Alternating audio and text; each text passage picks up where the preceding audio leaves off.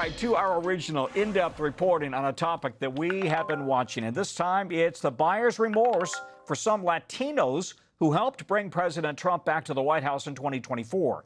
And now ahead of the all-important midterm elections this fall, new NBC News polling shows 64% of Latino voters disapprove of the president's job performance. And in southern Texas, for Latino business owners there, a lot of that has to do with the economy under President Trump. Here's NBC's Valerie Castro. Construction is the lifeblood of the South Texas economy. But some say that foundation is starting to crack under the weight of the current White House, even those who voted for President Trump. Yes, I voted for Mr. Trump, but at the same time, I'm man enough to admit that.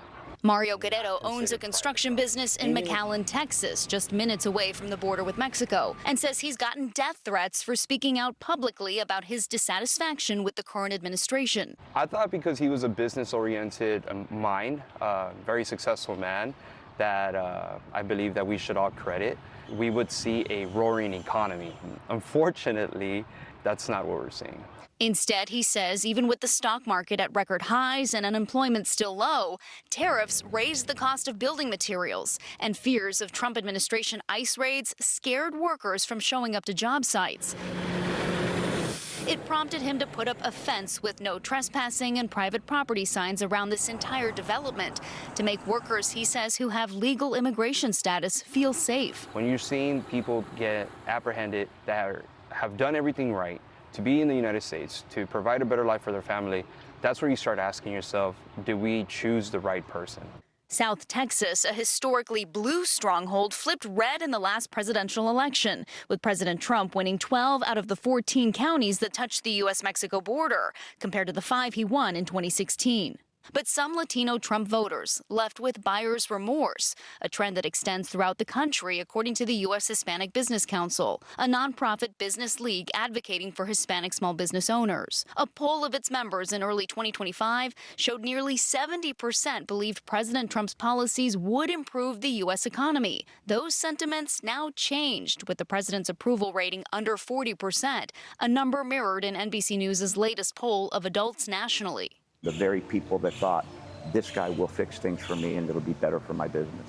These circumstances are even worse now. Javier Palomarez, president and CEO of the organization, says the feeling extends beyond South Texas.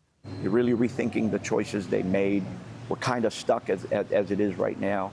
That's not to say that it's too late. Texas voters will have a chance to make their voices heard in the upcoming midterms, a Senate seat that could tip the balance of power in Washington. A runoff for the Republican ticket went the way of Trump. Tonight, we just sent a Texas-sized message to Washington. State Attorney General Ken Paxton, endorsed by the president, beat out John Cornyn, a 4-term senator. Paxton will face James Tallarico in the midterms. Thank you. The Democrats swept all but one of the counties along the border in his primary, where the population is mostly Hispanic. The only minority destroying America is the billionaires.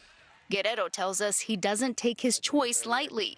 I was a person that didn't believe in voting. I didn't think it made a difference, but now I understand that it's the only thing that we have as American citizens. Building his business and sending a concrete message to politicians that he's looking for change.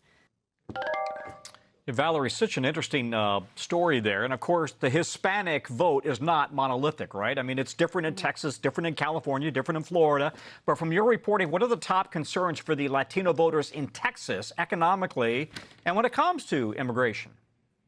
Well, Tom, the U.S. Hispanic Business Council says in a survey of its members, some of the top business challenges were gas and energy, and not just in Texas, across the country, but gas and energy prices, followed by the cost of goods and, of course, the cost of labor. As we mentioned, workers are potentially not showing up to job sites, as we mentioned there in interviewing Mario Guerrero, over fears of immigration ICE raids. So really, labor is something that they're really focused on. Something on the opposite end of the spectrum, though, in contrast, other categories like taxes, government regulations, and crime, those issues were far less of a concern, 20% or less. Tom?